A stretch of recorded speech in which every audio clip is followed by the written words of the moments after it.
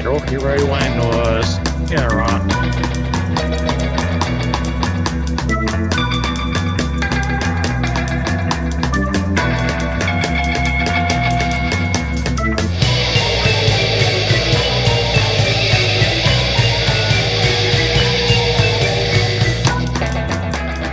Hello, everyone. This is Californian Expats Anonymous. This is Bernie, and with me is... And our Snowden? Hi, Snowden. How are you doing today? I'm good, but I'm gonna kill this. Are we actually recording an episode right now? Yes, we are.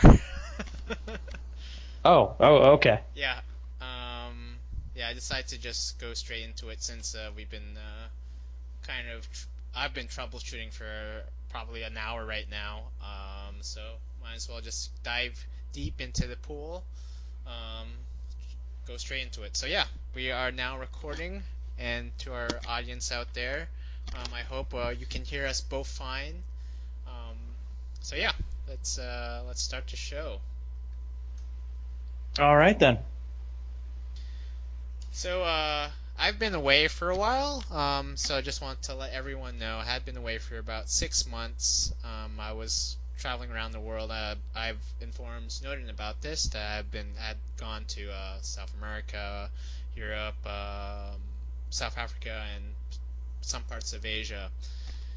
And Yeah, everything you told me about it sounds like it was a hell of a world trip. Indeed. I mean, most definitely there was definitely a certain level of conceit when I was traveling, or when I was planning to travel overseas. There's always that cliche of trying to, find yourself, do a bit of soul searching as you make your way from country to country. To some extent, I feel like a bit changed, but to another extent, I'd say that I'm pretty much I pretty much arrived back in the United States the same person as when I departed from here. So I'm not sure if I've changed considerably, but there's certain things that I feel more confident about myself when I was traveling. Yeah, it's been a long time since I've traveled overseas. My experience with it is, and my opinion of it is, whatever you can learn about going overseas, you're basically learning about yourself. Like getting a confidence level that you can do it, that you can survive in a strange and an unfamiliar environment. Whatever you learn about actually being over there, for the most part, that's the kind of stuff you can get from TV, documentaries and whatnot. You're not, in this kind of day and age, you're not generally picking up on brand new things. It's not like it shatters your entire worldview. No. The thing is that I've pretty much seen the countries I visited previously on TV. I mean, we're far more connected than we were 30 years ago. I think we... Oh God, we're far more connected than we were even 10 years ago. A lot of Americans, I think, are very well informed about what to expect when they arrive in countries such as like Colombia or Peru or Nepal. I mean, there's so much information out there. I did enough research to feel confident enough to travel to those countries. So I don't think a lot of things were surprising.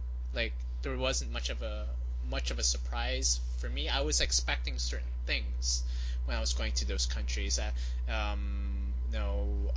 Fun stuff as well as dangerous stuff.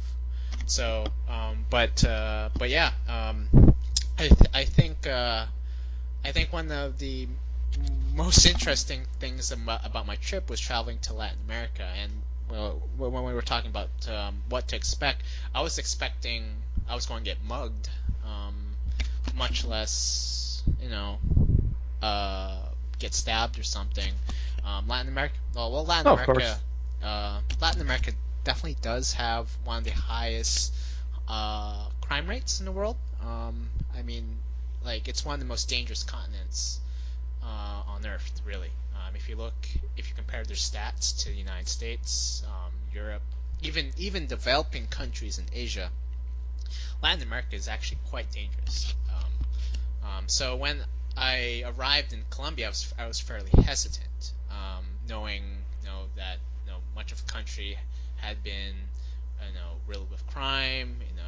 There of course everyone knows about like Pablo Escobar. There's cartels and stuff and whatnot. But to my surprise, Colombia was actually quite safer than I thought.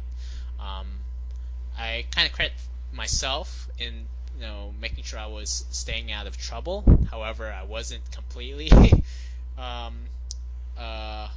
wasn't completely staying out of trouble, because some of the people I was hanging out with were kind of inviting some mischief during the trip. So. Well, I think it's really like anywhere else on the planet. I mean, for the most part, what you get when you're an outsider looking in is you get the main stories, the big things that everybody picks up on. So I would not be surprised at all to find out that a lot of people, in fact, I'm pretty sure that this is the case, a lot of people are probably terrified about coming to America because they're afraid of being caught up in one of our mass shootings that are always in the news. Yeah, you bring up a good point, yeah. But of course, you live here in this country and you realize that those are so rare and far between. I mean, yeah, they make the news cycle all the time. They happen. But you have more chance of dying in a car wreck. Exactly. I think most definitely a lot what is being caught in the media is the salacious stuff, right? The shootings and. Well, that's kind of the problem with the media, is that the salacious stuff sells. I mean, if it bleeds, it leads. That's something that's well, in this modern context, that's a meme that's existed since the 1970s. Right. But so. The unfortunate part is that the media doesn't provide any sort of context to the murders or the car crashes or whatnot. So No.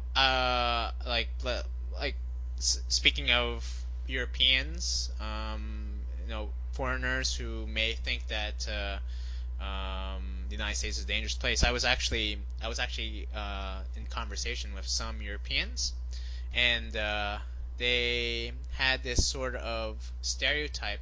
I wouldn't say that they were generally stereotyping Americans, but they had this sort of image that every single American had a gun, that was wielding a gun, had a gun in their house, and I mean they they felt that if they traveled to the United States, their lives would be in danger. But the really funny thing about it is, as a gun owner myself and a gun lover, I wish that was true. Really? Yeah. Oh, I think things would be better if that were the case. But that's the funny thing is, like, again, as a gun lover, as a gun owner, and as an American, oh God, that's far from the truth. Few people own guns. You're saying that the United States should be a first-person shooter video game? No, I think most people should actually know what the hell they're talking about when it comes to guns, which means having actually gone to a range and shot one once in their life. Oh, yeah. Exercise the Second Amendment the same way that you exercise the First Amendment.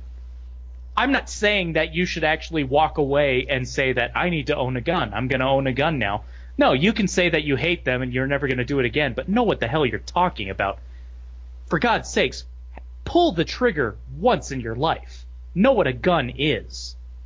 I think a lot of people here in the United States, I mean, as much as there are many Americans who believe in the Second Amendment, there's definitely a considerable number of people, I think including me at times, that I would not want to touch a gun, mainly because I wouldn't want to use a gun. Like, what would be the reason for me to use a gun? And I hope that I would not, I hope I would not or will never ever have some sort of reason to use a gun in my life, Well, of course. But, I mean, that's kind of the thing right there, isn't it? I mean, to me, this is the problem, is that I think with that kind of statement right there, and I'm not going to put words in your mouth. I mean, tell me I'm an idiot. But when I hear something like that, which is kind of a common phrase, I look at it in the same way as somebody saying, like, I don't like salad. I've never had a salad before in my life. I just don't want to eat one. They look gross. And to me, that is the exact same kind of thing that you're saying right there. Is that we're not saying that you need to come over and be a vegan. It's just eat a goddamn salad. You don't have to like it. Just know what you're talking about. Does that make sense? No, that totally makes sense to me, especially as someone who doesn't like the fact that people won't try new kinds of foods. Like, I'm the kind of person that belittles people who have a sort of disgust when, like, they would never ever try to, like, eat new foods or open up their horizons. And I hope I don't want to I didn't want to sound very close-minded. Like, no, you didn't. Yeah, no. I think I was trying to justify, legitimize what I think a considerable number of people in this country feel. I wouldn't mind holding a gun. I just hope I would never, or shooting a gun, but I hope I would never ever have, like, I would never want to shoot it at someone. I think that's why a lot of people have this certain image that when they hold a gun, I'm not speaking for them, and this is not generally my feelings, but this is what a lot of people feel within this country, is that when they have a gun, I think they're fairly overwhelmed already by the amount of power that they have within their hand. Like, they understand that guns are meant to kill. And so a lot of them kind of feel deterred from ever using a gun at all, or ever even holding a gun. But I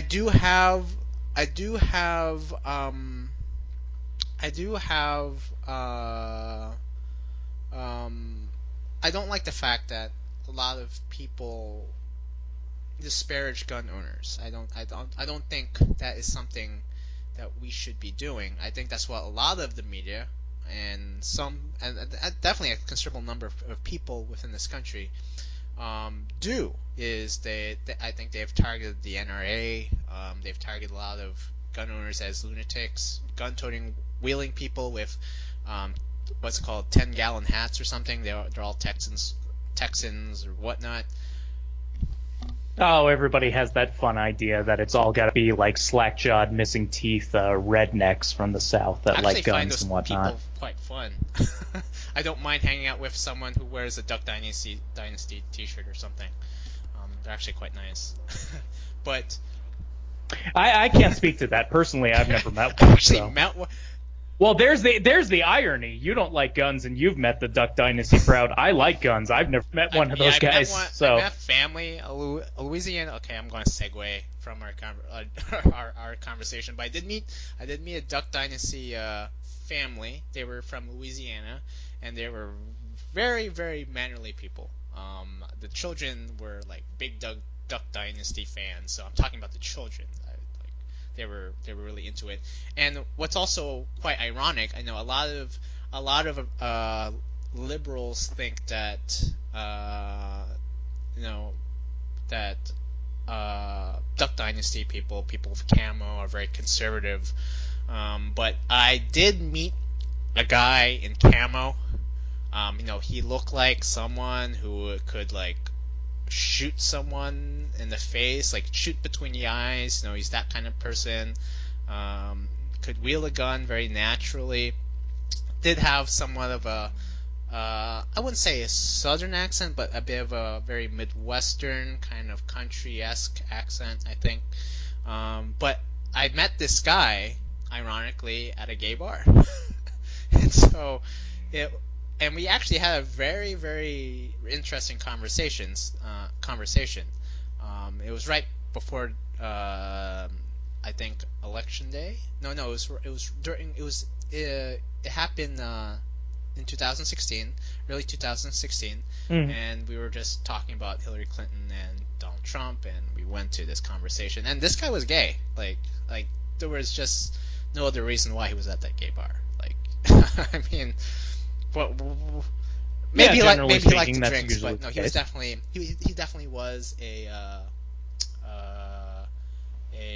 usual customer because he knew a lot of the people in the bar. So he was actually saying hi a lot. He actually was a bit. He actually had a bit of a center of attention too. So, but yeah, I think. Well, that's the thing that kind of I'm sorry, I don't want to cut you off, but I mean that's one of those things that kind of annoys me is that everybody assumes like if you have one particular interest, then that just defines who you are. Like that basically just is that's just what you are. Like you're gay, then everybody's gonna think that you're a San Francisco stereotype and whatnot. Nobody's gonna assume like you might actually enjoy going out hunting or fishing, that you might be a gun owner or something like that. You know what? Fuck it. I mean, you could have a guy who's completely right wing, likes their guns, likes to go out to the range and whatnot, and he also likes to, suck on dick on the side. Hey guys, let's get some mojitos. Well, that's the thing. It's like Raven right there. I mean, like you and I have been friends for years. You're not a flaming stereotype kind of guy. Bad thing. I mean, no. No, it's not a bad thing. I'm not saying that, but I mean, my point is like, I would really think a lot of people could probably talk to you on a regular basis in your job as in finance and whatnot, and probably never assume that you were gay. No. You are, because you're not defining that general stereotype. You're just a regular guy. And that's the thing that kind of pisses me off is everybody thinks like once they find something out about you, they're going to just draw in every other stereotype and just paint a picture, you know? Yeah, exactly. And going off of what you were talking about there is like that's one of those things that bugs me is like, again, as a gun owner, I bring that up to people and everybody wants to think like, I'm a white guy, so everybody thinks like, oh, okay, so what Klan rally are you going to, and how many tiki torches have you bought from Bed Bath and Beyond and whatnot? It's like, fuck, I don't give a shit. And that's the funny thing is they get those assumptions without knowing what the fuck they're talking about. I mean, my latest gun that I bought, a 1911, I'm happy to have it because I had one a while ago. I had to sell it because I was in a bad financial place. So I bought one again here just this year, a few months ago. I bought it at a gun show. One thing, a little bit of a tangent, I had to have a background check. So fuck your whole gun show loophole thing. But the funny thing is that at that gun show, you want to talk about diversity. That's the most diverse place I think I've ever been in my life was that gun show. I mean, you had people of every race, every single kind of sexuality going on there. And they're all united by just one passion. They like guns. When I bought my gun, the table right next to me was all selling magazines. Just handgun magazines, rifle magazines, just extra magazines for a gun. It was staffed by an older Asian guy. When I was buying my gun and going through my background check, it was being looked at by a nice black family. Just a dad, mom, daughter. They're just perusing all the magazines there, just seeing what they want to get. Daddy, can you get me this magazine? Kind of like that. Honestly, yes. It has a unicorn on it. Can you get that for me? But that's the thing, you have that idea in your mind, like, okay, so it's a gun show, so it's going to be like all right-wing, crazy racist, white racist guys, No, that's not what it is. You can't take one individual little piece of a person's personality and just paint an entire picture based off of that. I had the same kind of experience when I was working at the office like a year ago. So when I was I think I like as a person who's lived in California and who generally had a liberal viewpoint on the world for a very long time, I had this impression, as you said, that a lot of gun owners were basically these crazy lunatics. Um, but in general, like for most gun owners I have ever met, they're actually very very nice people. And there was one at the office that who I had befriended. He just sat right next to me, and he had one of the softest voices I've ever had. I think he could have been a broadcaster for NPR or something. He was just this very very. He wasn't naturally quiet, but he could talk. He could socialize at times. But I'm going to come out on an assumption here. Hello and welcome to the day. He didn't sound that flamboyant. He wasn't gay. He was married. I wasn't trying to make that impression, but I don't know. NPR, they have a style. They want you to get into a coma, get comatose or something. They want to put you to sleep. I don't think I've ever actually listened to NPR. Listened to NPR? I put it on a lot of times, but it's mostly just as a sleep aid. Oh, instead of taking like a Benadryl or one of those sleeping medications, go check out NPR. Yeah, exactly. But going back to my point, this was a guy who I believe would never hurt a fly. He was just so nice. And at one point, he had actually cried because one of his best friends had passed away. His best friend had committed suicide one day, and he was just crying his eyes out. But my point is that this guy was an NRA member, and he was just this absolutely friendly guy. And I think a lot of people, at least how the media portrays like the NRA, is that this is this dangerous cabal of gun-toting idiots. Like this is actually something that I see a lot.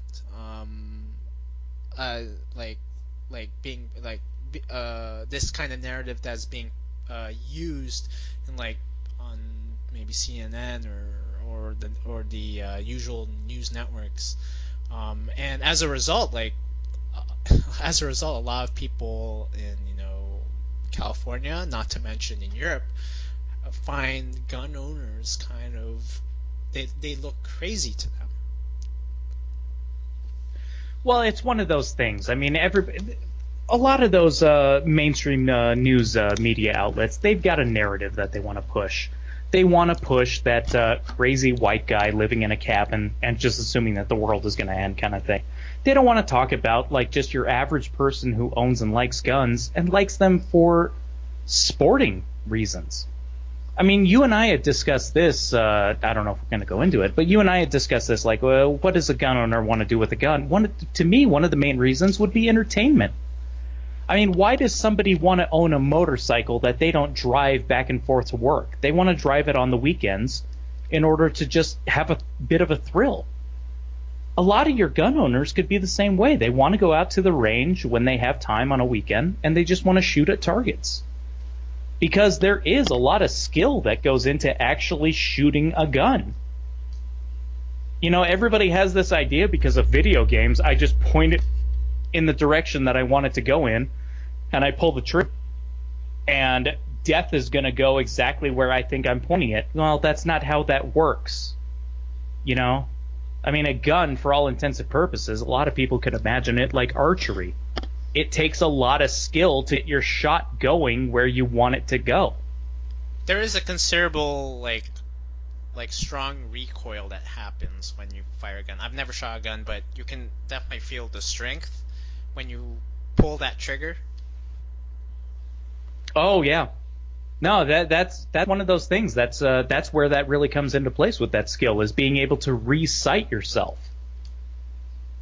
Because once you pull that trigger, that gun is flying upwards into your face. It really depends on the caliber, obviously. But then you have to realign it and try to get it back on target. Okay. And it takes a lot of skill and training to be able to do that quickly. I'm quite ignorant of guns, and you as a gun owner, so right now you own a gun, would that be considered an assault weapon? No, I own Handguns. handguns. Okay. Okay. How would you define an assault weapon? That's a fun question. I mean, as far as I'm concerned, the defining of an assault weapon is I've seen a good joke on the internet, and frankly, I believe it, which is the idea of showing a musket from from 1776, a musket. Okay, that is considered like an antique old weapon. You paint it black and put a laser sight on it, and all of a sudden, it's an assault musket. I think that makes the point of what I'm trying to say about what I think about assault weapons. They don't exist. Assault weapons are just what people define as something that scares me and I don't like it. Because legally speaking, assault weapon doesn't exist. That's not a category. That's something people say. It doesn't sound a bit redundant to call an assault weapon when a weapon is the... Well, that's the thing is like that's the problem is I can assault somebody with my handguns right now if I chose to do so. How am I not assaulting somebody by pulling it out and throwing it in their face? How does it make a difference if I have an AR-15? And the thing that really pisses me off is that the reason that the AR-15 is very popular is because it's incredibly modular. You can do so many things with it. I can't really speak to you about that because I'm not in that kind of realm. I don't know a lot about gunsmithing stuff or a lot of accessory things. So I can't really speak to that. But, I mean, I know the main reason why the AR-15, which is the premier assault weapon that people talk about, that is very popular because of those options. You can do so many things with it. And the part that really pisses me off is that an AR-15, in general, in the civilian market, it's not automatic. It's a semi-auto. It's not any different from a wood-paneled rifle that you go out hunting with. It can't fire any faster than that kind of rifle. It's not any... The AR-15, if you get rid of all of the accessories and all of the modding options that you have, it doesn't do the job any better than a World War I semi-automatic round. So if you add... So is the AR-15 one of the weapons that you can add like a bump stock? Like... Well, here's the thing is... This is where I'm probably getting into an area where I think I know more than I actually do, so people who really know about guns and whatnot, I apologize immediately. But my understanding is that entire thing about the bump stock is horseshit. Bumping was well known for years before the bump stock got into the public general knowledge. All you have to do is basically just position your finger over the trigger loosely and just allow the recoil to shoot the rifle back into your trigger finger, and then you're just basically shooting automatically. You're taking advantage of the fact that the weapon is a semi-auto, and your finger is there to mimic the automatic function. Stock just makes that easier. Without hurting your finger. There's no mechanical thing about a bump stock that is that impressive. You can ban bump stocks tomorrow. Everybody is still going to be able to bump fire with a weapon that allows that.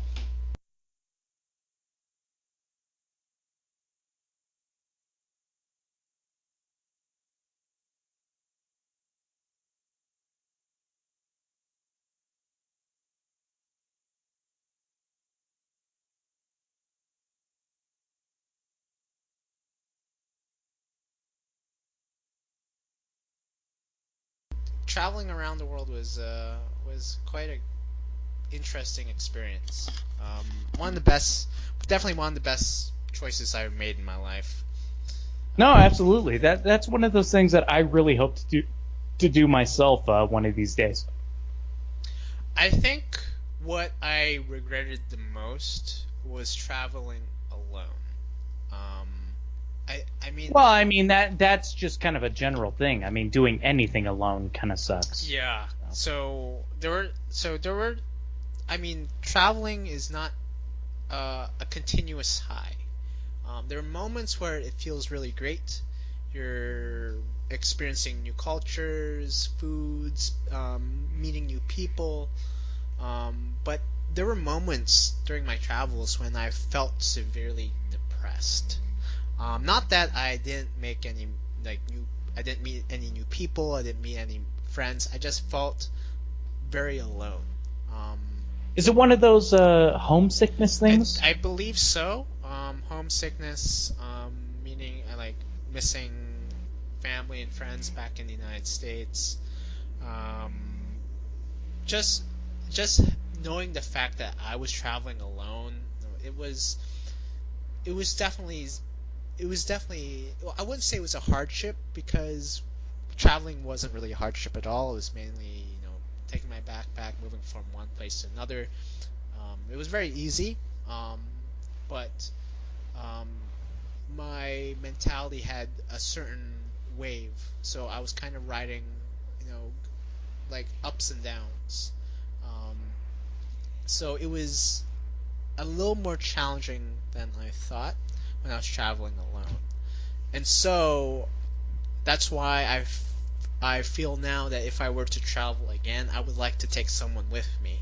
Someone, provided that person can travel for a long, extended time.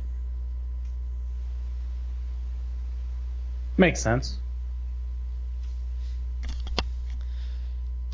So, speaking of time, what time is it now? No, that's I'm trying. It's 11:30 out here Okay. for me. That's something that should probably be coming up. Yeah, I'm still here in Denver, and you have apparently gone back to San Francisco. San Francisco Bay Area. I did not. I wasn't raised in. I wasn't raised in the. Well, I wasn't raised in the city. So, but I was raised in the East Bay. So I won't say the town, because it's kind of obscure. But yeah, it's a feels kind of different. It feels familiar here, but it's definitely different from living in Colorado. I Yeah. I think Colorado, just to compare, I think Colorado, because it's not filled too many with um, transients. I mean, I guess now it's changed, but I think it's Well, changed a lot. I don't know. I mean, Denver has always had a lot of homeless people. We've got right now a lot of people that are freaking out about a recent law that was passed to deal with transients. They're really enforcing the no public camping Oh, ordinances. that's true. Yeah, I forget. There is definitely a considerable number of homeless people in Denver, but it's not as severe as it is here in California. I mean, I've taken the BART from my home to San Francisco, and there were just these like very like large camps of homeless people in Oakland. Um, just just like huge. I mean, like it looked like a refugee camp. Uh, Not that. Yeah, Yeah. it was just huge. Um, So something I have to ask you at this point is obviously the news that has been getting out outside of San Francisco is just the insane epidemic of human feces because of the homeless population. Have you had to deal with that yet? well, I did go to San Francisco for one day in order to run some errands. I did not see any feces, nor did I wanted to find any. I wasn't intending to like look for any sort of excrement on the ground.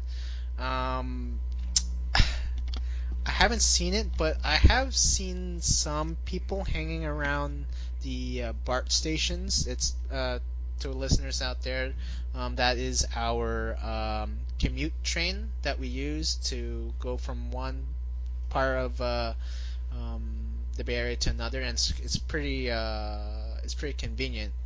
And so recently, San Francisco has had a bout of homeless people hanging within the BART stations. Just a lot, not just homeless people, but also just like drug users. There was one story in which drug users were just completely inebriated with like either alcohol or drugs, and just sleeping on the ground, like in one like near one of the entrances of the station, and it's scary to have something like that happen in a very well-known city such as San Francisco. And Yeah. who knows, some of these people, some of the drug users, I'm not saying all drug users are very dangerous, but, if someone has a bad high, and I've heard of bad highs, could happen, whether if it's like heroin or meth, if something happens, or cocaine, like if someone could get really, really aggressive. And that has happened in the past years or so that I've lived here. There have been people who have come out aggressively. Not sure if they're on drugs, but most certainly that they probably were. That they've come out lashed out against just passersby at the train station. So it's something that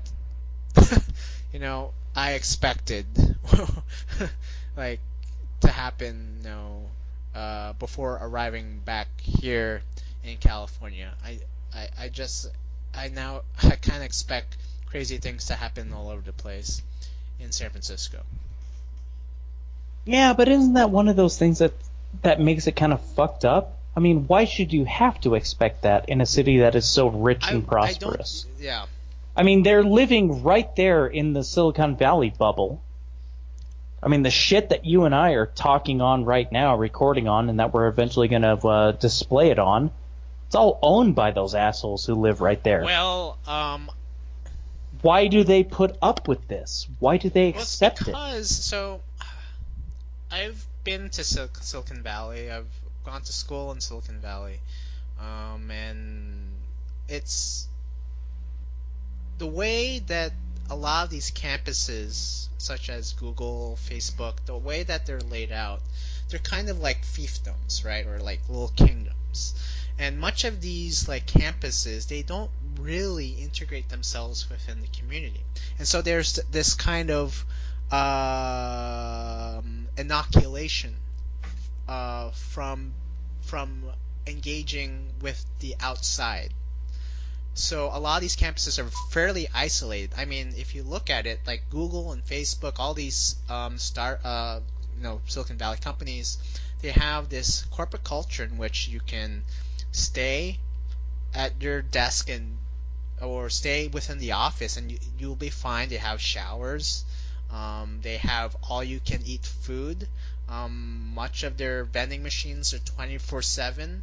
A lot of these offices, I don't think, close at all, because they do want their workers to stay at their desk for a very long time. I mean, if you're paying workers at least six figures, even $200,000 or $650,000 for some Google managers, you want them to work as much as possible. And so they have this incentive for people to just stay indoors and not leave the office. And currently, what's kind of been shared in the media lately is that San Francisco is now proposing that these companies not build any more in corporate cafeterias. Oh, I've heard that story. So they want their workers to engage with the city. And that makes sense. I think, no, coming from the Well, it's a proposal in favor of small businesses and right, whatnot. exactly. But I mean, Google and Facebook are private companies, and as much as I don't like the fact that um, many of the workers don't really engage with the city, I think, only in probably the more expensive parts. Um, I don't like the idea of the city government imposing their will over these companies. I mean, if they can do that, then they can do it to a smaller business. No, of course they can. But the funny thing about that is, it doesn't really make sense why they would want those people to engage with their city if they're running it so badly and it's such a crap hole. I think there is it is definitely a crap hole to some extent. I mean, San Francisco is a very, very beautiful place in certain parts. There are moments where I feel elated. Yeah, that's the thing. Certain parts, the rich areas, obviously.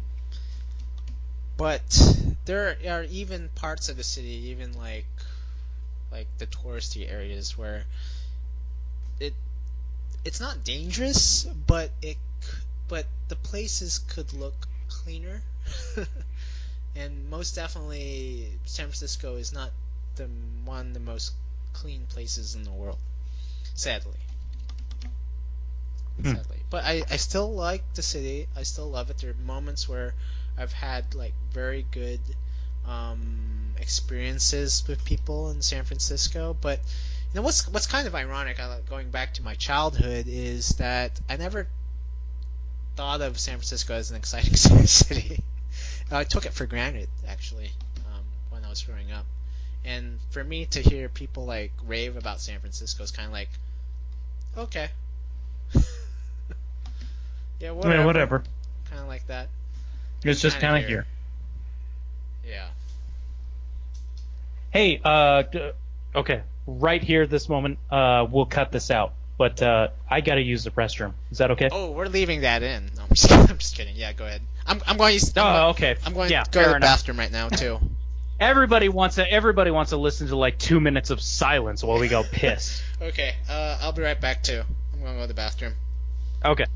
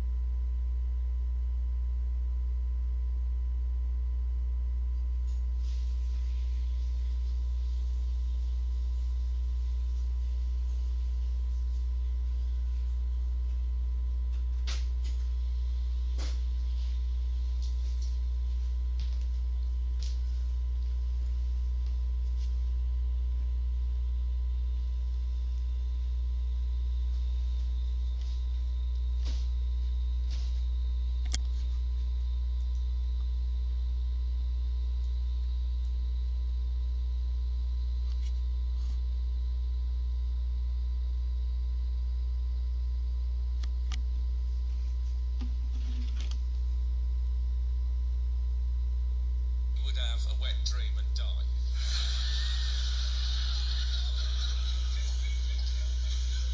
That's so, in so many ways, horrific. So yes, there are words we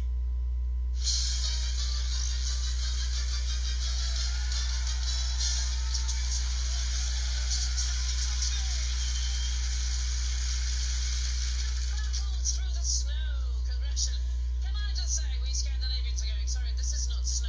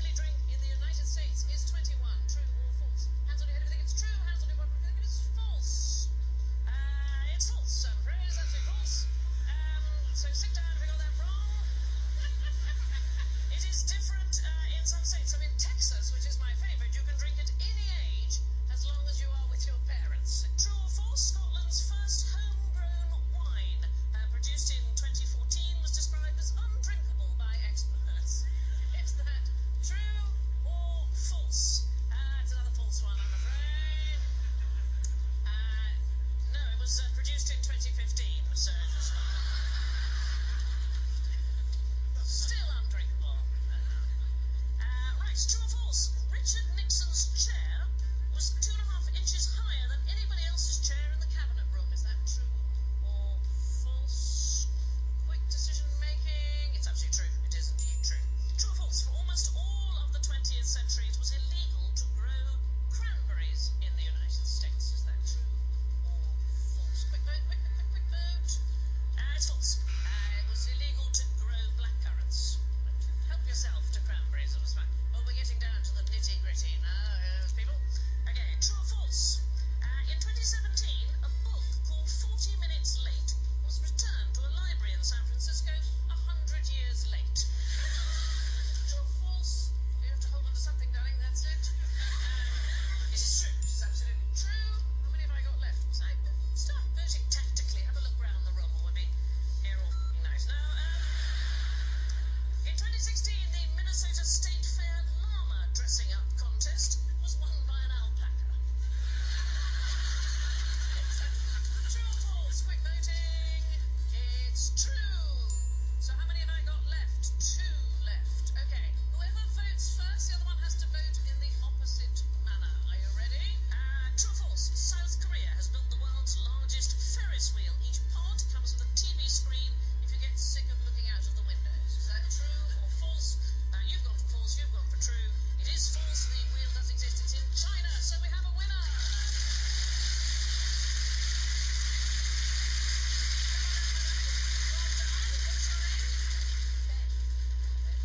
You sit there for a second, darling, and we're going to take a photograph of you as the cleverest person in the room, and we're going to tweet that when the show goes out. Are you okay with that? All right, Ben, here we go. Take a smile right there. Give me a round of applause.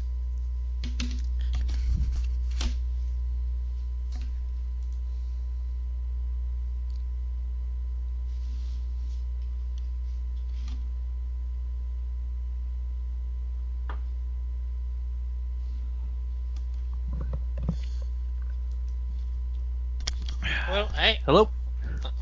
I'm back. Okay. There we go. Cool. This is California Expats Anonymous. So we're back from a pee break. We could cut that out. That's fine. Yeah, we'll just try to bring it back up where we left off. What were we talking about? San Francisco, I know we that. can always move on to another topic. Hmm.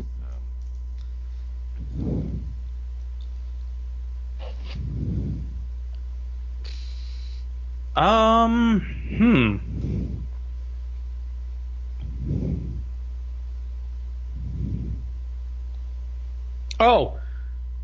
Okay, if we're technically not recording at the moment, like this is a recording. cutout thing.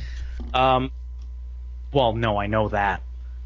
But I mean, that whole thing about you're American? I'm surprised at that. I thought you were Asian kind of thing. That was funny. Oh, okay.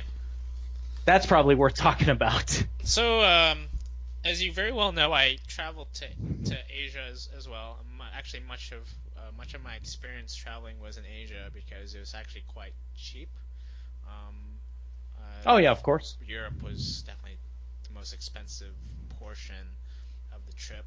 I had to pay like $1,000 each week, like traveling in France and Spain. So that was that hurt my wallet a lot.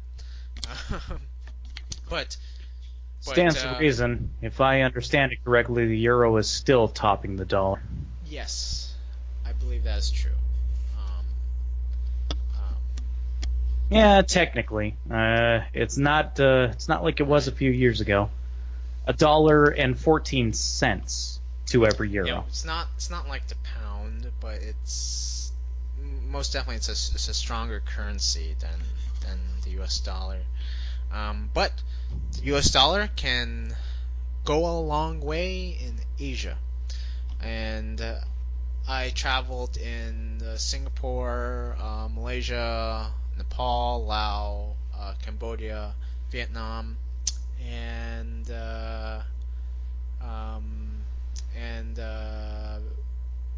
Thailand. Yes. Just for kicks, I just want to inform everyone that I also traveled to France, Spain, South Africa, and Colombia, Peru, and Chile. I don't think I mentioned that. I did mention the continents, but I didn't mention all the countries. So in Asia, it was quite cheap, fairly cheap to go to a hostel, to sleep in a hostel. Sometimes, I would say it was probably at most like $10 per night for a bed. But for most hostels, it was like maybe $5, $7, or even you could go as low as $3 a night in some countries. Mm-hmm. And while I was there, I got to eat a lot of the foods and stuff, and meet some people. Some locals, like in Lao, it's usually called Lao in Lao, Lao and Cambodia. And every time I would introduce myself, which was kind of funny, so we would talk, share names, and every time I would introduce myself, I'd say I was from the United States. Well, it's good that you were being proud enough to introduce yourself as such, as opposed to saying you're a Canadian. No, well, sometimes I would say that. No, I'm just kidding. But I can't really pull off a good A if I was pretending to be a Canadian. But whatever, you Asian hosers. Hey, Margie, how's that maple syrup coming along, eh? How did you? Whatever. I'm just gonna check out the Buddhist temple. Oh, did you see that hockey match with the Montreal Canadiens? They were pretty good, eh? Now these guys can make a decent breakfast. There ain't no I'm maple kind of here. surprised I actually know a hockey team in Canada. So that just came out. Montreal Canadiens. It's the easiest one to remember because it's Montreal and has Canadian in its name. They're actually called the Canadiens. Well, that's better than I could have done, so feel proud about that. That was a bad pronunciation of their name too. Montreal Canadian. I have no idea. But going back to what I was saying, what the hell was I saying? I derailed this. I'm sorry. A lot of the locals in Asia were not a lot, but a good number, I'd say, a considerable number, more so than in South America and Europe. They were surprised to see that I was an American citizen. They say, but I would. Wait, really? How the hell did that work? No, not American citizen. They were surprised that I was an American in general. No, I get that, but why? Mainly because I'm not Caucasian. I didn't have. Okay, yeah. So, as another American who's also Caucasian, so maybe I'm an asshole about this, but I get it. A lot of Asia. So, here's here's some context about Asia. So, Asia, as some people know very well, a lot of the countries are fairly homogenous. So a lot of people expect, Asians come from Asia. So a Vietnamese person should come from Vietnam. A Laotian should come from Laos, or a Thai-looking person should come from Thailand. And in these countries, there really isn't that much diversity because a lot of the people have a shared culture and a shared, I guess, look. And there's really no sense of multiculturalism in these countries. In fact, I think a lot of these countries consist of I think the majority ethnic groups in a lot of these countries like Laos and Cambodia, I think they comprise at least 90% of the country. And so they don't really see a lot of diversity every single day. Whereas here in the United States, we do see a lot of diversity, especially in the states such as California and New York. Like where it's very, and also Colorado as well. You see a lot of diversity in Colorado, but it's like this very normal thing that we see in the United States. But in Asia, they don't see that. And so when I introduce myself as an American coming from the United States, they're like, huh? But you look Asian. So there's just no... I mean, they have finally accepted it, but it's kind of odd to them. I think I mean, a lot of these countries were they just recently opened up to globalization. I mean, if you look at Europe, United States, Canada, and also the South American countries, a lot of these countries have faced historic migrants over the past centuries, historic numbers of migrants over the past centuries. It's kind of natural for us to expect a certain level of diversity within the country because we live in these countries, but not in Asia. Asia is still fairly homogenous. No, I understand all of that. I guess, honestly, where I'm more surprised is just that they wouldn't pick you out as American. Just because, in my experience, when I traveled to Japan, it was a couple of decades ago, I'll admit, but it was there that I could kind of easily identify an American race, so to speak. I mean, we went to one of those castles, and my travel group, we saw a group of Japanese guys who were like 6 feet tall, and almost immediately we identified them as, those guys must be American. And they came up to us being a bunch of younger white guys, and we're like, you guys are American, right? Not European? We're like, yeah. And thank God, we're happy to talk to somebody from back home. And that was my point. It's like, Americans in general are just fucking big. We just are. It doesn't matter your fucking race. You're just gonna be fucking huge. It's all It's all because of those damn hamburgers, isn't it? Well, pretty damn much, yeah. Apparently they work. And when I say big, I'm not talking fat. I'm talking about they were 6 foot tall, so they had a foot on every other Japanese person that was around them. So they stood out. Right. But no, that's the funny thing is, to me, it's I honestly would figure Americans, to me, it almost doesn't matter where you originally come from in terms of your ethnicity or something. I actually think, I haven't tested this, I could probably be completely wrong, but it would be funny to test this. It would be really funny to test, can you spot the American in a crowd if the ethnicity is the same? I think you probably could. I agree with you. Actually, I think there's a certain kind of swagger. It's not really a very exaggerated swagger, but there's a kind of level of confidence in the gait I see in Americans, like the way we walk. It's a certain level of, it's a kind of particular gait that I kind of notice when I watch Americans. There's a certain level of we walk with an objective and a high level of confidence compared to other people around the world. I would assume. Do you find that? There's a kind, I don't know. I can't say that I found that. I'm not as traveled as you are, but that would make sense to me.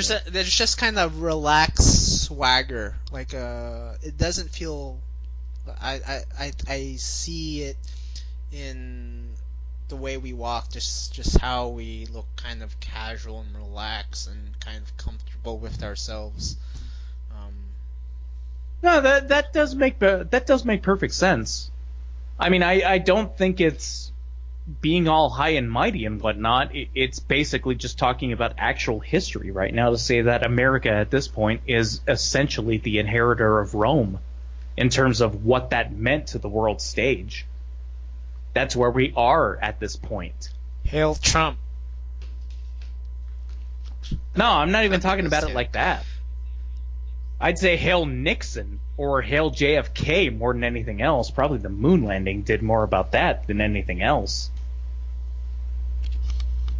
Although, yes, from my perspective, hail Trump. Damn right. But that's not what I'm talking about. Oh. Yeah. That's a very interesting comparison to introduce. Is America is definitely the new Rome, but it is definitely a lot better than the new Rome. At least we decided to abolish slavery, as opposed to Rome, which had slavery until the very end of its existence, I believe. Well, yeah, of course. But I mean, basically, everybody did. I mean, slavery is one of those things that we talk about in modern context, like, America, we had a whole civil war about slavery. Yeah, we did. Yeah, it was terrible. Yeah, we're fucked for having it. But at the same time, we're not unique. That's kind of a human standard right there. I mean, they didn't have Chinese workers at that time, so they had to put up with slavery. I'm just kidding. Oops, did I say that? Did I say that? Oh, you did, yes. Whoops. Well, let's be perfectly honest. The stereotypes of the Chinese rail workers and whatnot, they're usually associated with the 1870s. That's after the Civil War. You know what's kind of funny is that in the 19th century, California had a history of robber barons exploiting Chinese migrant workers. Well, now we have in the 21st century we have Silicon Valley companies exploiting Chinese workers in China. We're that good now. We don't even have to bring them to the United States. No, they can stay in China, but you're going to have to type on that keyboard at our leisure. Oh, yeah. And then we're going to write a bunch of blog posts and put out a bunch of Twitter messages that make us sound so much better for being enlightened and woke and fucking whatever. I just noticed that the Apple. So I was perusing through the Apple website, and apparently they did have a social responsibility page. So they were trying to inform everyone that they they followed a very humane policy towards their workers in China. So they even have, I think they even had pictures of Chinese workers on their page. Yeah, but the funny thing about that is that they're still working with the Chinese government in order to censor most of their results. Right. Oh, what the hell does it really matter? Google. No, Apple too, because Apple is in on this. Yeah, Google is the primary thing, obviously, but Apple's involved. And and Facebook. I think just recently there was a news article. I think you read this. That Facebook was entertaining with the idea, with a plan to relaunch Facebook in China, but they had to do so if they could only do it if they followed the strict guidelines of the Chinese government. Or was that Google? Yeah. Google? I'm not sure. I think it's both, Google and Facebook. Yeah. It's everybody. I mean, any kind of tech thing. That's one of those interesting things about this, about all these tech situations that are going on, is that they are global in the most obvious sense. They have to deal with all the individual layers of confusion and censorship that go on with individual countries. So this, I think this is a good segue for our next topic. And most recently, there has been coverage over tech companies censoring Alex Jones of InfoWars. Holy shit! Thank you for bringing this up. As some people may know, Alex Jones is the main. Well, I think he's the lead broadcaster of Infowars, which is basically, I think, for lack of a better term, an outlet for conspiracy theories. Really, like he. I'll go ahead and say this: you are the polite person who gives that the nice little intro. Alex Jones is a shit-eating, crazy asshole. But that said, Streisand effect is fully in place. What is the Streisand effect?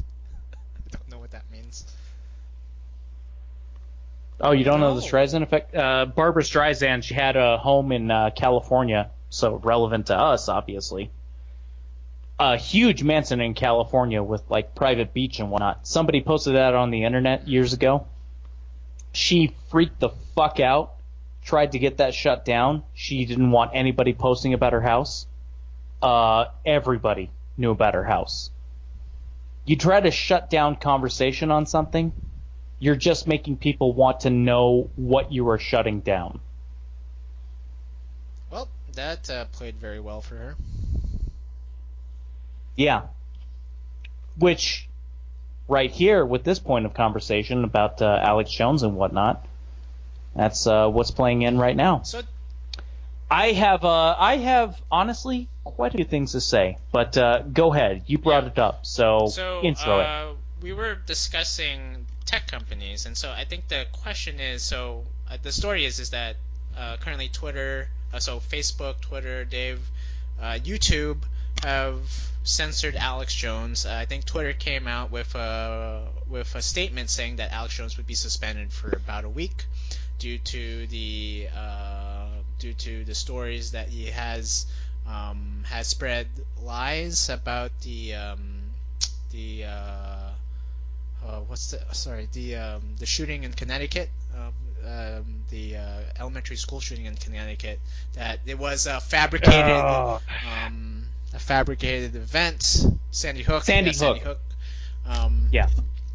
And the question is there a responsibility placed on tech companies to censor people who spread conspiracy theories like Alex Jones? Do they have a right to do so? As far as I'm concerned, no. No, not at all. To me, the internet has basically become a public utility at this point. It has become something akin to the phone system. Much like the phone systems when we were breaking up Bell.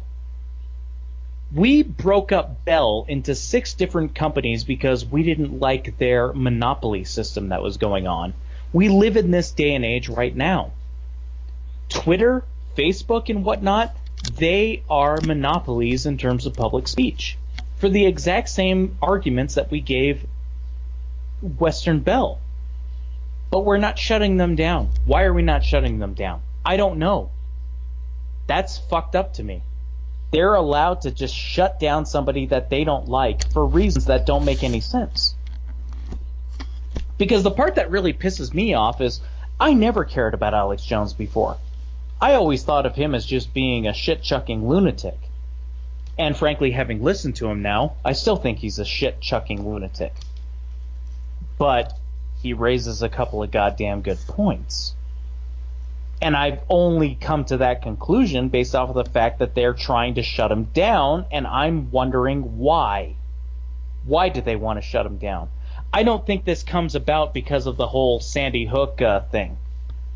He said that years ago. That's been going on for like 3 or 4 years at this point.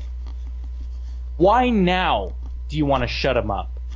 Why now do you want to deplatform him and make it so your average person can't possibly find out what he's saying? There's got to be something else that's going on. But aren't you overthinking this? Just because a couple of companies have decided to censor Alex Jones, is there really anything to read into this occurrence, this little thing between them? No, probably not. It could be something that it's completely nothing. It could be that they're just pissed off about something that's been growing for years and they're finally deciding to take action. But that's the problem. That's the Streisand effect. I want to know what he's saying. I want to know what he's saying about your companies that are shutting him up. I think there's an issue here. But let's say that, I mean, let's be honest here. Facebook, Google, Twitter, these companies are private companies. I mean, if we're looking at this legally, especially due to the precedents of Citizens United, stating that corporations are basically people, like as people or effectively as citizens of the United States, don't they have a right to deny service to a person like Alex Jones? I mean, if a baker in Colorado can reject based on his belief that he can reject making a cake for a gay couple, what's that like? What's there to stop Facebook and Twitter from blocking Alex Jones, taking him off their platform? Again, I go back to the argument about that this has already happened. We already have this precedent. Bell was the primary phone company for North America. And when I say North America, I don't mean just America. It was Mexico and Canada as well. They were broken up into several different companies because they owned a monopoly over just simple discussions. Phone companies the phone at that time was considered a public utility. It has become a public utility at this point. In my mind, the internet is a public utility. I don't care that a private company has already set up Facebook on their own and whatnot. It has become something more than that. It's not a service at this point. It's a standardized platform for every single American to be able to communicate their ideals. And this is where it gets complicated. Do other people think that this is something that should just be a private company and that they should just be able to censor whatever they want for whatever reason they want? I personally don't agree with that. I can't necessarily make that argument 100% against somebody who holds that opinion.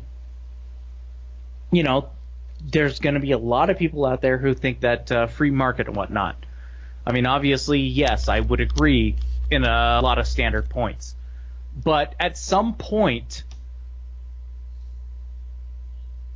a regular thing that a private company comes up with just gets so ubiquitous and just becomes so universal, it is no longer technically owned by them.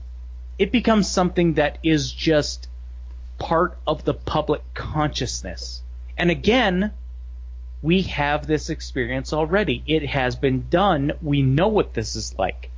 Phones. That is what I think the internet is like at this point.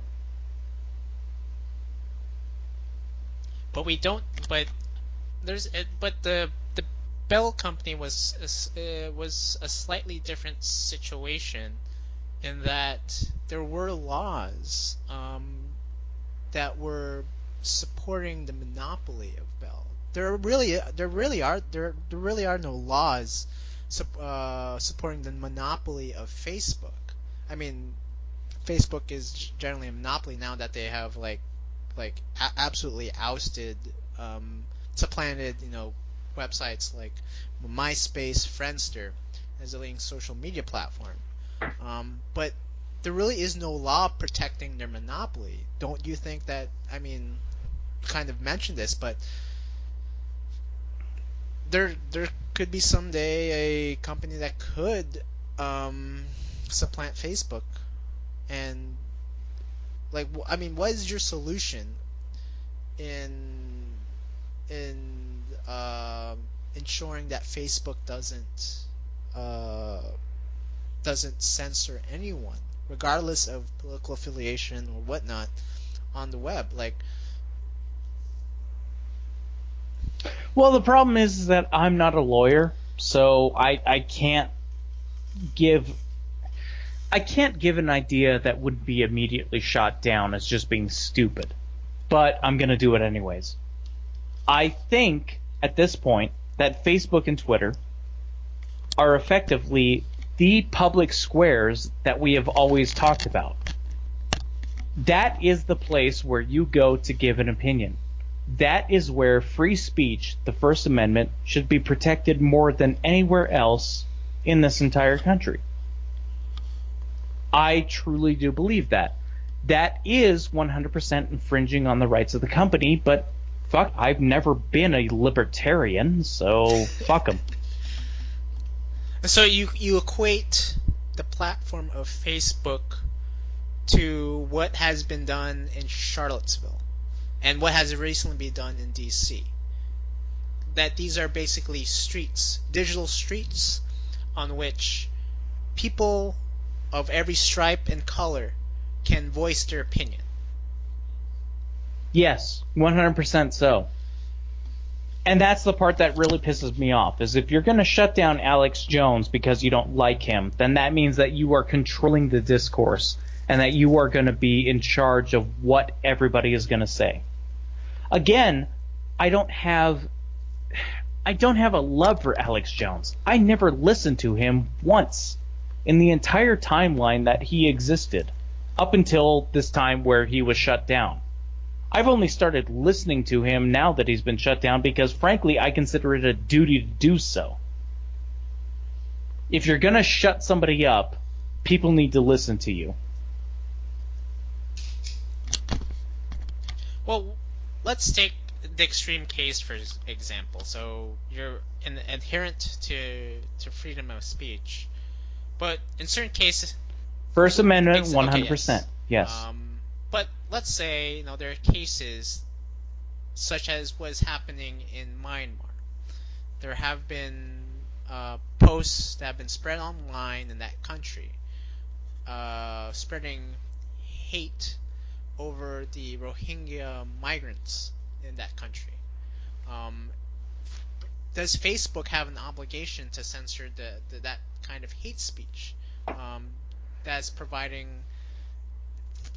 fire to the current situation in Myanmar?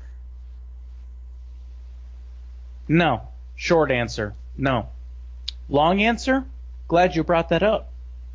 If they actually gave a shit, they would put some of their money into order to get people who are hired in that country to organize some kind of actual meetings between the Buddhists and the Muslims. They're not doing that.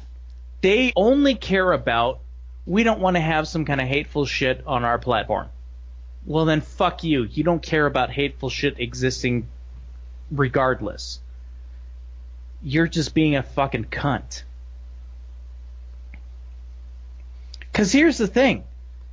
They don't care about human existence. People are always going to say terrible things about another person. That's just humanity. Now, I'm not saying that that's a universal constant that can't possibly be changed, but I'm saying, like, you can't censor it on the street corner. You can take one of these people in Myanmar, like you were talking about, who was talking about the Muslims in their country, and you can arrest that person and put them in jail. All you're doing is making a martyr and just giving everybody else a reason to believe that whatever he said was true. And that is what Facebook is doing right now. And so the only reason Facebook is doing it is because they don't care that bad things are being said. They care that bad things are being said on their platform, and that could possibly affect their bottom line. They have more than enough money. They have more than enough influence. If they actually gave a shit about why people are saying bad things, why are these Buddhists in Myanmar against the Muslims, they would not hire people to review all of these Myanmarese posts in order to understand the text and whatnot and just decide whether or not to censor it. They would actually spend their money to hire people in Myanmar and actually organize community outreaches or something like that. But they don't do that. So they don't give a shit.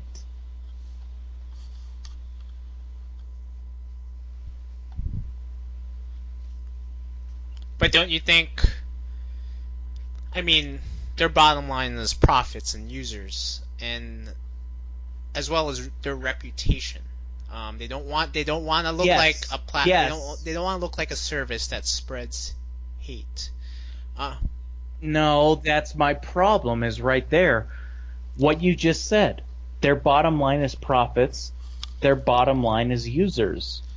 So just accept everybody and let them say whatever they want.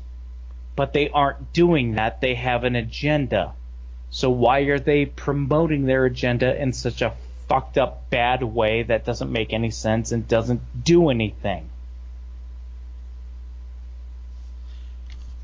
Okay, well, how about in the case of,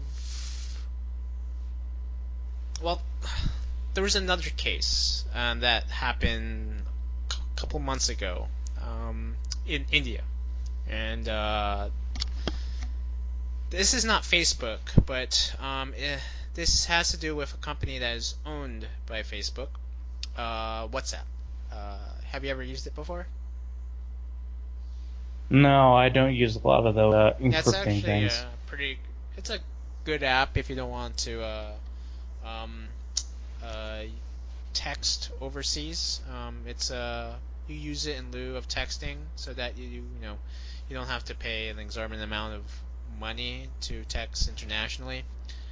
It's a good app to use if you want to communicate in a foreign country. And Are we being paid by them? yes, brought to you by WhatsApp. Oh, okay. Well, then I love them. Oh yes, if you like to, if you want to sext your friends, sext your friends internationally. Your penis pics will be 1-to-1 encrypted. But make sure that that penis is no longer than 17 inches. Oh, okay, fair enough. Then I think everybody can get into that. Well, I was going to say something serious. Depends on how you measure it. I was going to But, say you know. something serious, but Oh, But- sorry. Go ahead. but there was a bout of violence that happened in India, mainly due to the spread of rumors through WhatsApp. The rumors were about certain people accused of pedophilia and were molesting molesting children in the Oh, country. yeah.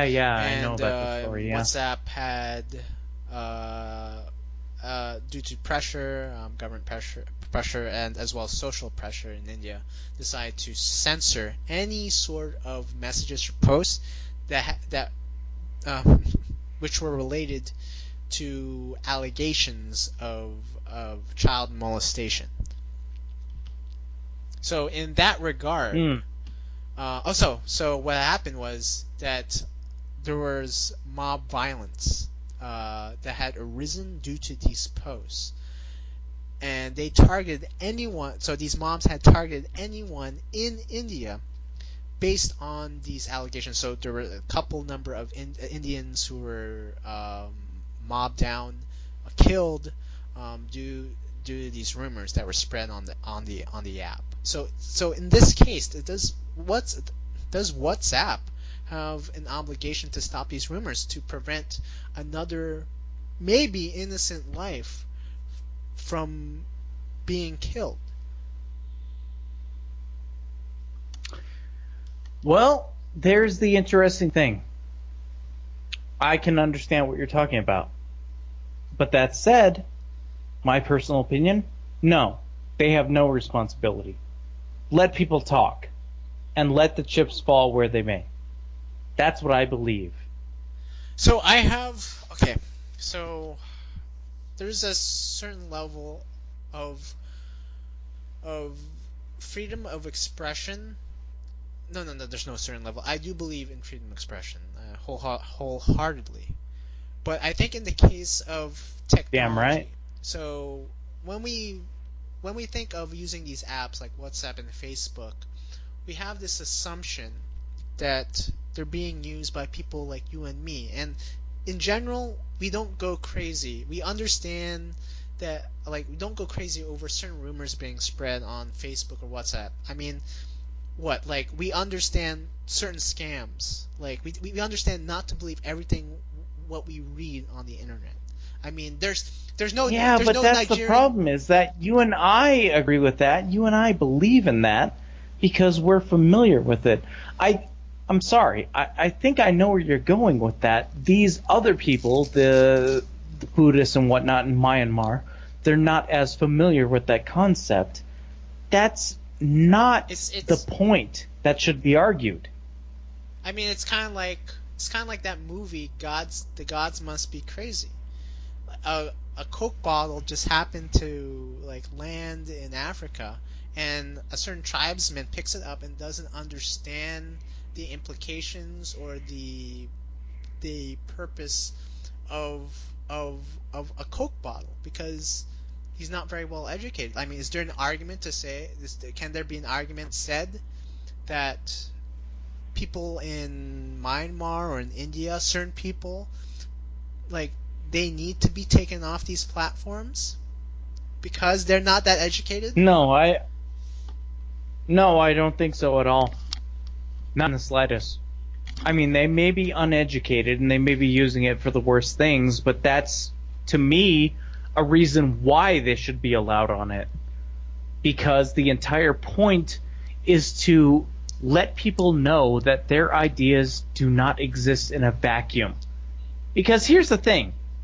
If you try to shut it down and just say that these guys can't say whatever they want to say, they're going to assume that they were right.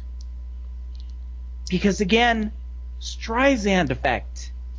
I'm not putting that out there to try to say like I'm cool with meme culture or something like that. No, it's a fucking real idea. It's something where if you shut down communication, it suddenly becomes interesting. Why did you shut that down? Why is that something that I can't talk about? Why is this something that is being hidden from me? There must be a reason for that. But a lot of So you're talking about all these people in Myanmar and whatnot. They suddenly can't use those terrible, awful Myanmarese words against the Islamic factions and whatnot. Oh, well then shit, we must have been right. That's why we can't talk about But someone could this. argue that like companies like WhatsApp and Facebook, they're not censoring in order to spread more rumors, so to stop the spread of rumors within a group that has already read those rumors. Maybe they're trying to stop the spread from stopping it from spreading to even more people. Like, isn't there a case to be made that maybe we don't want a like double the number of people believing in these conspiracy theories? Maybe, but that's kind of the problem, we don't isn't want it? we don't want a critical mass of people. Why do you not want those people who are so easily susceptible into this stuff to believe that? This is my issue. One of my favorite documentaries of all time is Blood in the Skin.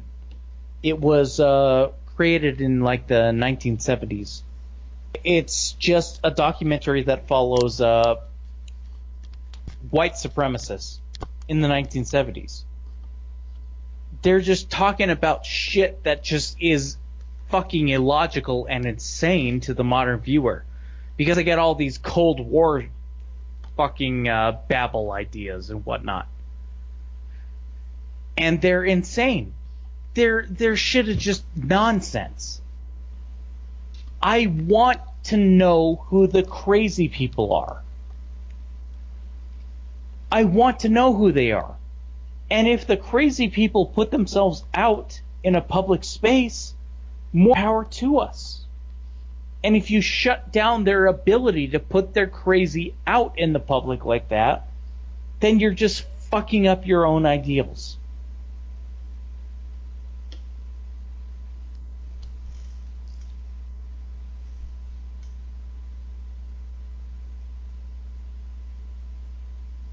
Well, I don't think this issue will be solved anytime soon. No, nothing will. Nothing will. Nothing will ever be solved. There will always be wars. And no peace.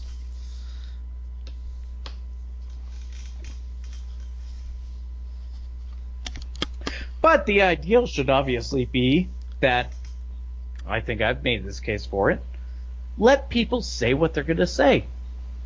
If they have a good idea, take it forward. If they have a bad idea, fuck them up the ass until they commit suicide. Is that what? As long as they can say what their idea is, then you know who to fuck up the ass to Is that suicide. on your bucket list before you die?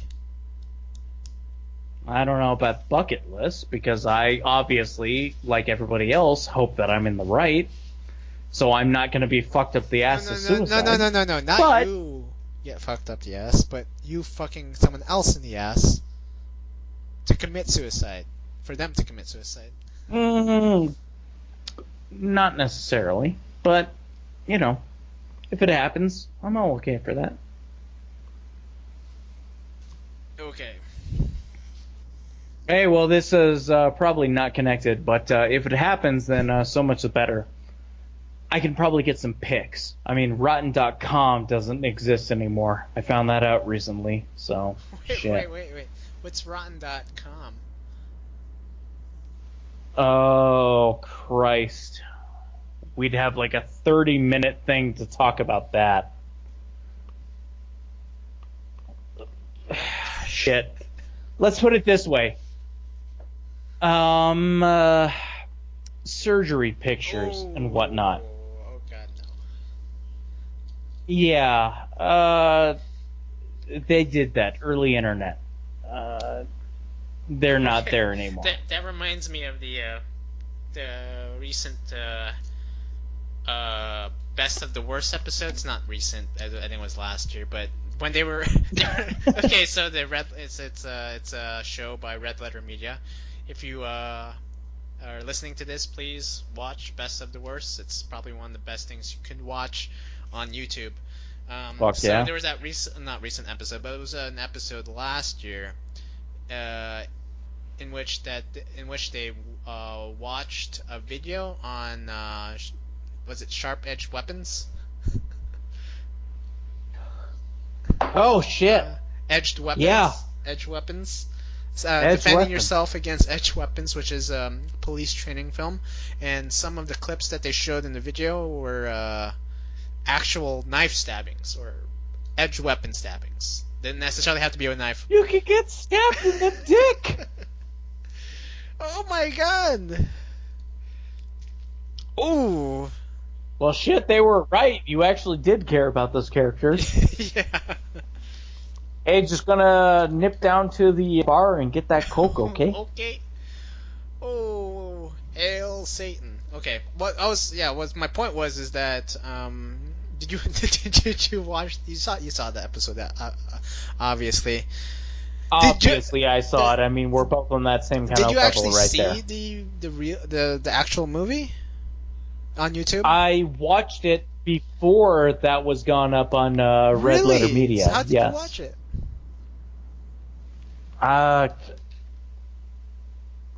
Rule 1 and 2. So I saw it on the internet. Okay. You Look, I'm an old fucking faggot. So again, rule 1 and 2. okay? You probably know don't what know what that that means. means. Whatever. It doesn't matter. Look, I don't know much about your esoteric internet lingo with your Reddits, It with your doesn't fucking matter. Reddits and Friendster. Oh, fuck you! Don't Reddit my ass! Friendster, Reddit, and was it Mate for Mate? I have no idea, but all those websites and stuff. Or 4chan. Look, let me tell you this. When I found out about Red Letter Media's Edge Weapons things, I dug it up. I dug it up before it was cool. That's what I'll say. Man. Fucking facts will understand what I'm talking about, and they'll understand.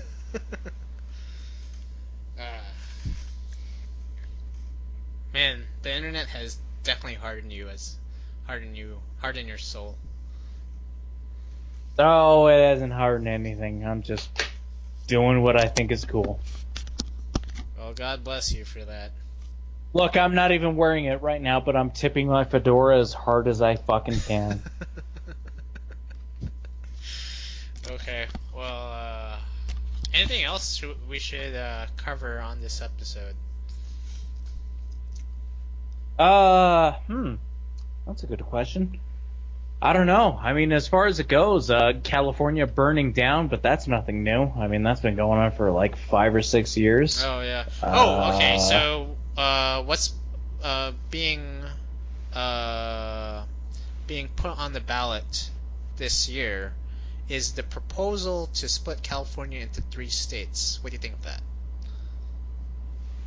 That depends. Which one of these are we talking about? I mean, there has been so many. The one that I'm familiar with was being promoted by Russia. It was bankrolled by Russia. It's the same one? Well, I think the proposal on the ballot would be to split California into 3 states: Northern California, Southern California, and I think California, which would be inland California, so it wouldn't even touch the coast. Yeah. That doesn't answer my question. I mean, is it a Russian ploy or not? I mean, that's kind of the problem. I need to research that. I mean, that's the thing is, like, Russia, they're the master trolls. They've been trolling like crazy. They've been trolling humanity for a very long time, actually. Even before the USSR. Yeah.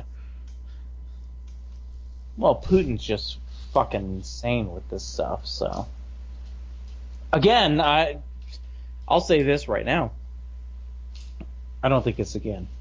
But he gave Angela Merkel a dog, and Angela Merkel is well known for being afraid of dogs.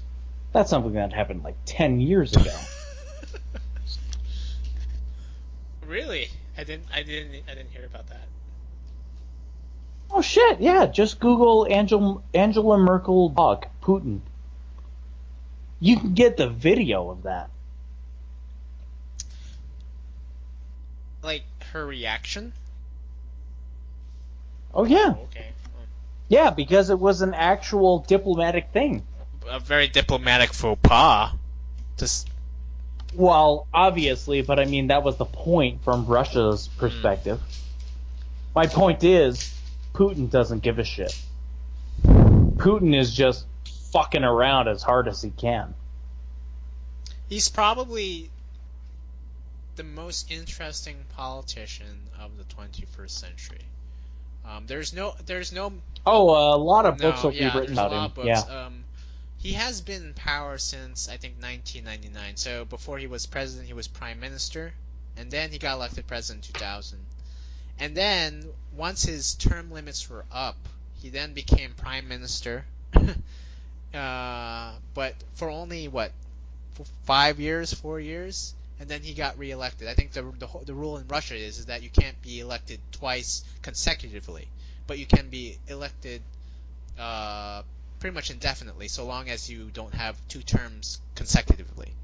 So he was able to get around that loophole, and so he's been basically in power for a very long time. He'll be the one politician to be remembered in history books for the 21st century. We could.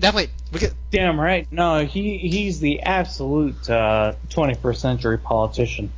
Yeah, 100%. So how much do you think there was much collusion or trolling involved in the 2016 U.S. election by the Russians? Trolling, yes. Collusion? No, I personally don't think so. Because honestly, here's the thing. I actually think that Putin was 100% correct. Putin is the master of trolling. And he's the master of backhanded fuck you statements. When we had that big situation about Trump giving in and just bending over and just taking it up the ass from Putin, that whole press conference and whatnot, to me, one of the biggest statements that came out of that was Putin saying, like, we didn't think that he was going to be a politician. We didn't even know him. We had no reason to look at him. But now that you have him... Well, yeah, but that's the thing, is like... Yeah, that's exactly it right there. That is what would happen in a live press conference. Putin? I mean, he's just saying, like, Donald Trump is so fucking beneath us, we don't even know who he is. I think Trump would like that. Well, if he understood it. I think Putin,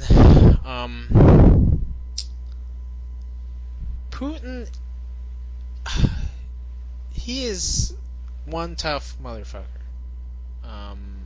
Most definitely. Shit, yeah. There's probably no other politician as intelligent as he is. I mean, this is a guy who worked for the KGB in East Germany, who was fluent in German, and was able to get elected president and be appointed prime minister, and has stayed in power for a considerable number of years. I mean, what's this? His 19th, 18th year as head of state or head of government of Russia. I don't know the official numbers. I mean, as far as I know, he's been in there for about 20 years. 20 years. I mean, no other politician in Europe or in North America has lasted that long. He's for a good number of Russians, he has been the only leader for them.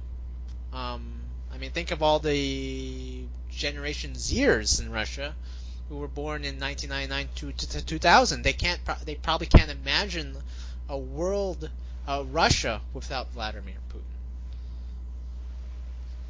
Makes sense. Yeah. But I'm still very, very, very perturbed that Trump is. He's very. What's the word? What's the word I'm looking for? Accepting? But something a little more appropriate. Okay, it's probably an appropriate word. But he's...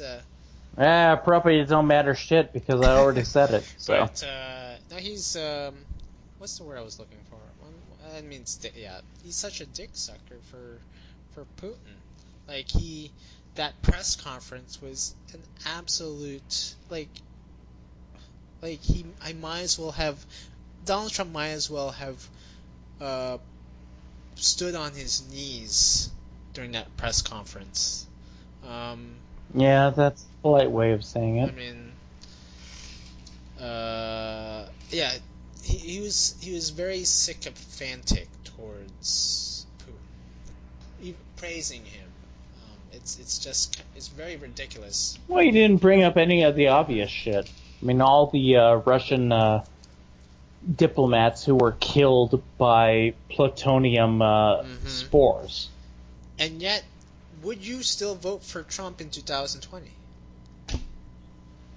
I would, yes. Okay, so it's been about, 2 years now since Trump has assumed office, right?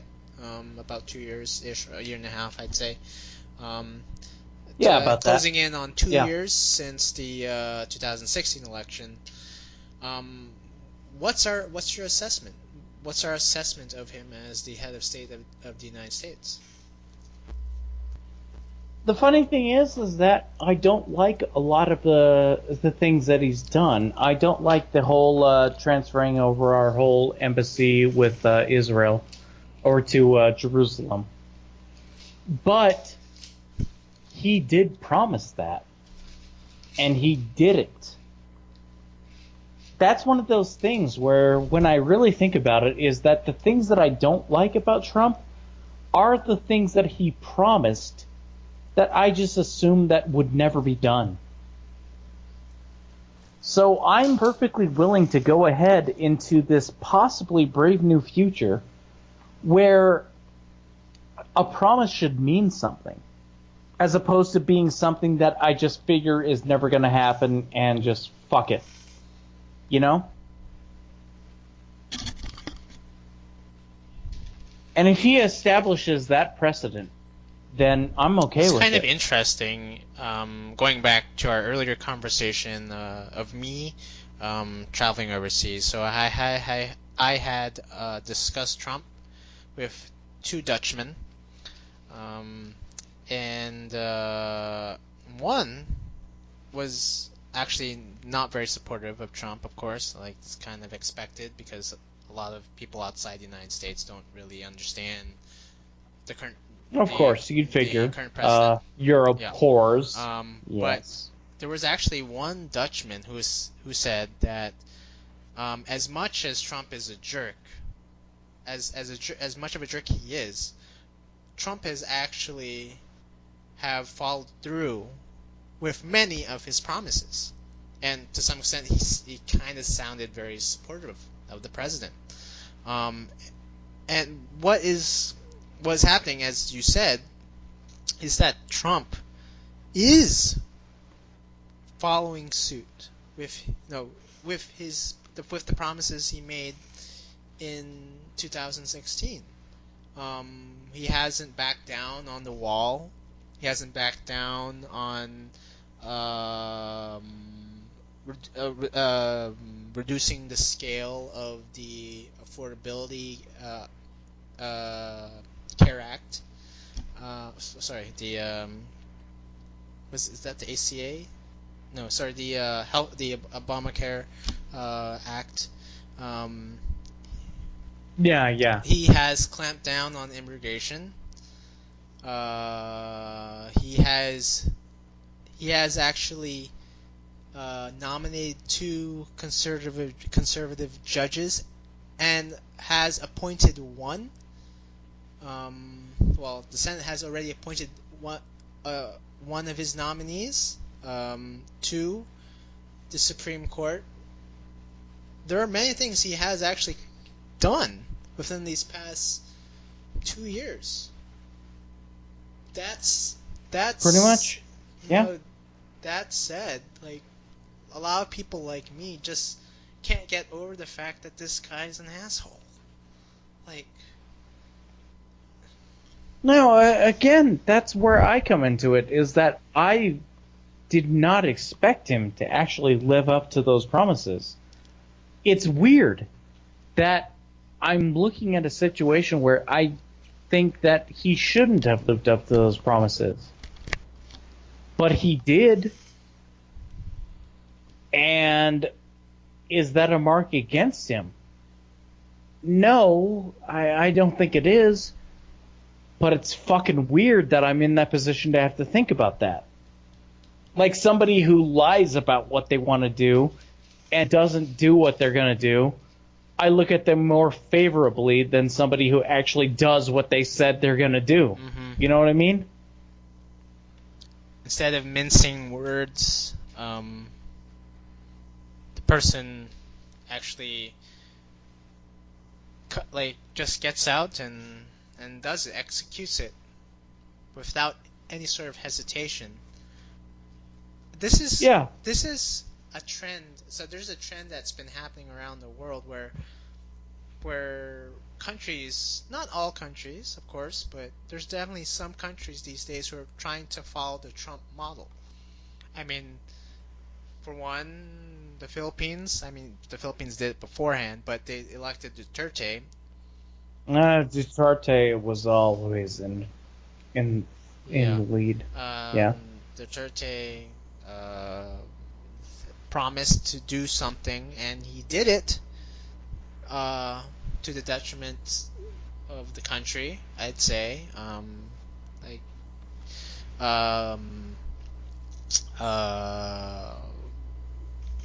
Basically supporting any sort of extrajudicial killings in relation to drug users and drug pushers. Just recently, we have Pakistan elect into office a prime minister who basically has the same narrative as Donald Trump, who says he's going to whip the government into action. He's going to get rid of the corrupt officials. I mean, he's actually very similar to I guess temperament as well as in background to Donald Trump. He came from a very rich family. Was a playboy back in the 80s and 90s, fairly rich, and made a name for himself as a celebrity in Pakistan before he became prime minister. His name is Imran Khan, and I think there's this kind of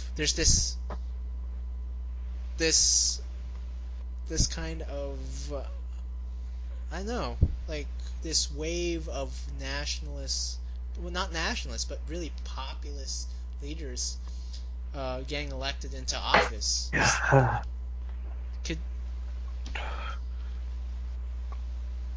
So do you think this is problematic? Is this a new paradigm in how countries are being administrated? No, I don't think so. I think for the most part, everything is always as it has ever been. I mean, I really look at the imperial graffiti from whatchamacall. Roman Empire? Shit. Yeah, the Roman Empire, but that's not what I'm talking about.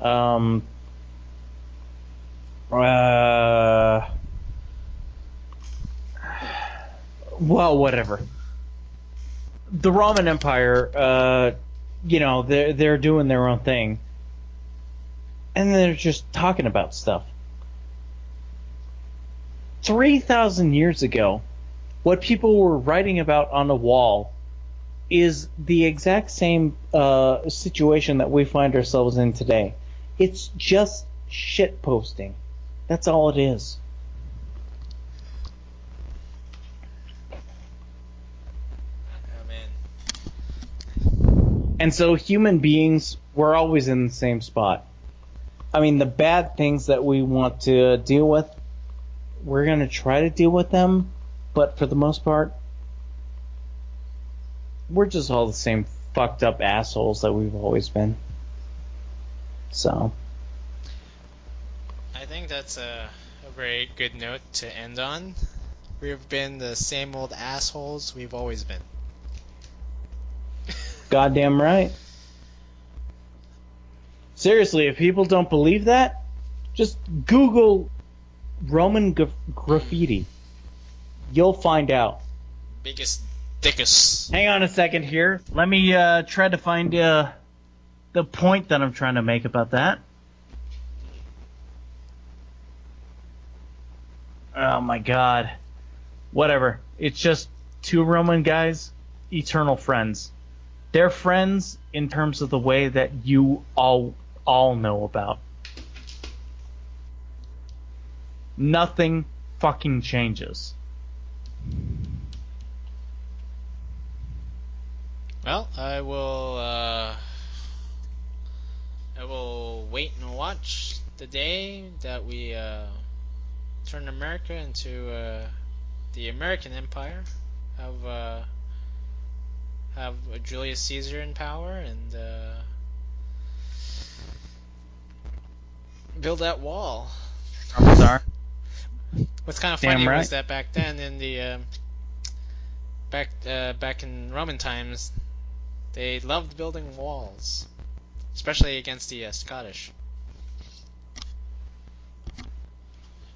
Oh, of course. That's how it always worked. And I just pulled it up. Gaius and Aulus, bros for life. Gaius and Anus. No, Gaius and Aulus. Bros for life. Huh. Goddamn right. Well, I think we can call it a night here. Is there anything else we should talk about? Yeah, there's infinite stuff that we should talk about. But at this point, I think that we've covered everything that we care about. Yeah, So. I think we've exhausted. I guess we have exhausted whatever we want to talk about this week. So most definitely, I think we should call it a night. So this has been Bernie. This has been N.R. Snowden. And you've been listening to Californian Expats Anonymous. We'll see you.